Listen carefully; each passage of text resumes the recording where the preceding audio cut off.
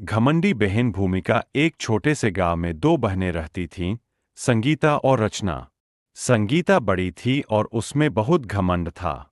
वह अपनी सुंदरता, धन और बुद्धिमानी पर बहुत गर्व करती थी। दूसरी ओर रचना बहुत सरल, दयालु और विनम्र स्वभाव की थी। वह हमेशा दूसरों की मदद के लिए तैयार रहती थी और लोगों से आदरपूर्वक व्यवहार करती थी। दोनों बहनों के स्वभाव में जमीन आसमान का अंतर था। संगीता का घमंड। संगीता को अपनी सुंदरता पर बहुत घमंड था। वह हमेशा आईने के सामने खड़ी होकर अपनी प्रशंसा करती और दूसरों को तुच्छ समझती। गांव में जब भी कोई त्योहार या उत्सव होता, संगीता अपने महंगे कपड़े और गहने पहनकर सबके सामने अपने वैभव का प्रदर्शन करती। उसे लगता था कि उसके सामने कोई भी सुंदर नहीं है और हर कोई उसकी प्रशंसा करता है। रचना इस सब चीजों में विश्वास नहीं करती थी। उसे लगता था कि सच्ची सुंदरता इंसान के आचरण और स्वभाव में होती है। वह हमेशा सादगी से रहती और गांव के गरीबों की सहायता करती। गांव के लोग रचना को अधिक पसंद करते थे क्योंकि वह उनके साथ प्रेम और सम्मान से पेश आती थी। यह बात संगीता को बहुत चुभती थी। राजमहल में प्रतियोगिता। एक दिन राजा के दरबार से एक महत्वपूर्ण घोषणा हुई। राजा ने घोषणा की कि उनका राजकुमार विवाह योग्य हो गया है और वे उसके लिए एक योग्य व सुशील कन्या की खोज कर रहे हैं। इस प्रतियोगिता में गांव और शहर की सभी कन्याएं भाग ले सकती थीं। संगीता को पूरा विश्वास था कि वही चुनी जाएगी, क्योंकि वह खुद को सबसे सुंदर समझती थी। उसने तुरंत अपने महंगे वस्त्र और आभूषण तैयार किए और राजमहल जाने की योजना बनाई। रचना ने इस बारे में ज्यादा नहीं सोचा, लेकिन गांव के बुजुर्गों ने उसे भी इस प्रतियोगिता में भाग लेने के लिए कहा। परीक्षा और परिणाम। राजमहल में प्रतियोगिता 3 चरणों में थी: ज्ञान, व्यवहार और विनम्रता की परीक्षा।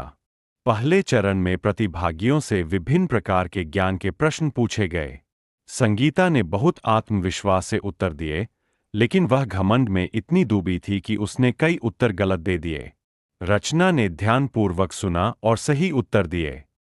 दूसरे चरण में प्रतिभागियों को उनके व्यवहार और आचरण के आधार पर परखा गया। संगीता ने अपनी धनी होने का दिखावा किया और दूसरों को नीचा दिखाने की कोशिश की। वहीं रचना ने सबके साथ सम्मान और सौहार्द से बातचीत की, जिससे सभी प्रभावित हुए। तीसरे और अंतिम चरण में उनकी विनम्रता की परीक्षा ली गई। एक वृद्ध महिला को गरीब और असहाय के रूप में प्रस्तुत किया गया और प्रतिभागियों से उसकी सहायता करने को कहा गया। संगीता ने उसे नजरअंदाज कर दिया, लेकिन रचना ने निस्वार्थ भाव से उसकी मदद की। अंत में राजा ने घोषणा की कि रचना ही राजकुमार की रानी बनेगी, क्योंकि उसमें ज्ञान, व्यवहार और विनम्रता तीनों गुण थे। संगीता यह सुनकर बहुत क्रोधित और अपमानित महसूस करने लगी। घमंड का अंत। जब संगीता को एहसास हुआ कि उसका घमंड ही उसकी हार का कारण बना, तो उसे गहरा दुख हुआ। उसे समझ में आ गया कि केवल बाहरी सुंदरता से कुछ नहीं होता, असली सुंदरता तो व्यक्ति के हृदय और आचरण में होती है। उसने अपनी गलती स्वीकार की और रचना से क्षमा मांगी। रचना ने उसे गले लगा लिया और कहा, सच्चा सौंदर्य विनम्रता और प्रेम में होता है। निष्कर्ष। इस कहानी से हमें यह शिक्षा मिलती है कि घमंड का अंत हमेशा बुरा होता है।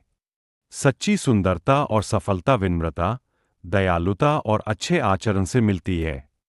हमें कभी भी अपने रूप, धन या बुद्धिमत्ता पर घमंड नहीं करना चाहिए, बल्कि विनम्रता और सद्गुणों को अपनाना चाहिए।